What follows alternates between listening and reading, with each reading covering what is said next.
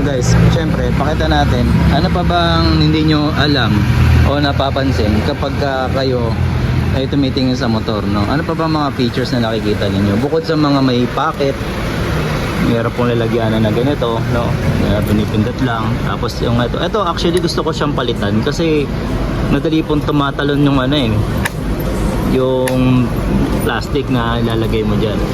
So pakita ko lang din sa inyo para sa pagdating, no, preparasyon, pagdating po ng papeles at rehistro ninyo dito sa Dynamax or sa mga NXT users, yung mga e-bikes ninyo, sensya na madumi.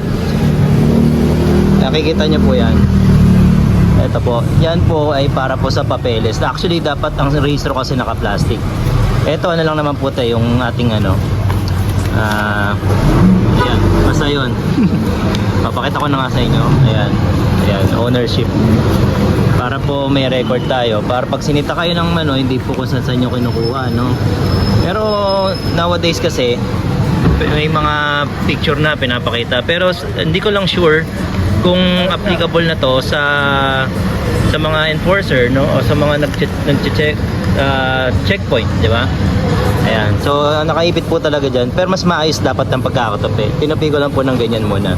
Okay, so yun po, isang ano po yan. Yung iba may nilalagay po dyan eh. So ni-screw nilang dito. Okay, so isa pang gagawin kong project, buwibelo lang tayo guys, wala tayong ano. Ito, lalagyan natin ng ilaw yan. Nakaabang yan para sa ilaw ko na rin. Ayan.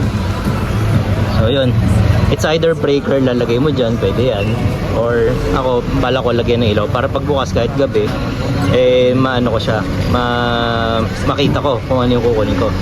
At ito, pinaplano ko pa lang din nilagay. Sakto to guys, pakita ko sa inyo kasi naiirita ako sa may awang. Sakto yan, no? Ayan. Hindi ako fanatic ng merong ano, cellphone holder, no? Kasi minsan nawawala yung nagiging distraction sa akin eh sa pagpamaneho ko. So okay lang naman, added na lang siya, accessories na, no? So hindi ko nalalagyan ng para charger dito. May charger naman dun sa ano eh. So yun lang, yun lang muna ang makashare ko. Ayun, bumubusi ng ano. Ayan, so ayun lang muna guys. Siyempre kukunin ko din yung aking charger. Ayan, so ano pa ba? Yun lang naman. Actually kung meron pong makakapag ano, gawa ng tinatawag nating ano, palikpik, much better, no? Ano yung palikpik?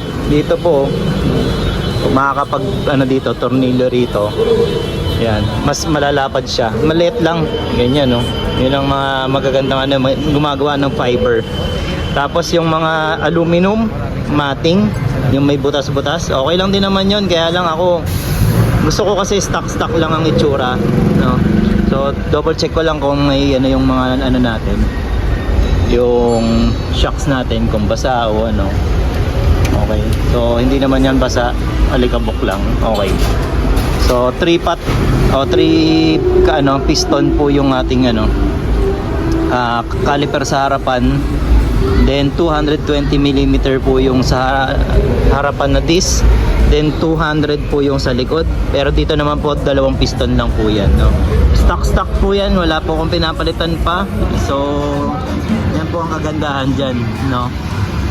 Okay, so far wala pa naman tayong na-encounter na ano, kundi yung center stand lang na papakita ko sa inyo kung saan yung sa masayad. Syempre nagkakalawang po yan. So hindi ko pa siya iniga ng maigi, tumama na. So pwede itong pa-bend ko ng konti, medyo titwist ko ng konti, no? So sa mga ano mga problema, minsan ito yung side stand, no? Ay, side yung ano, brake sensor niyan. Kasi pagka inangat mo yan, tutulak yung pinaka ano niyan para mag sensor siya, no? Okay, so may grasa pa yung ating ano, kaya malambot pa yan. Okay pa yan. Okay, so far okay naman. So yun, bakit Dynamax? Nasa sa inyo po yan. Ako po, tingnan nyo naman, poging-pogi ako. Poging-pogi talaga ako sa harapan, di ba? So yun. Okay, thank you. Ayan o. Meron na rin tayo dito sa Japan, guys. So okay, once again, Marvin Chua Motovlog po. Maraming salamat po. Salamat din po sa mga nag-subscribe. Subscribe, okay. Bulol pa, no?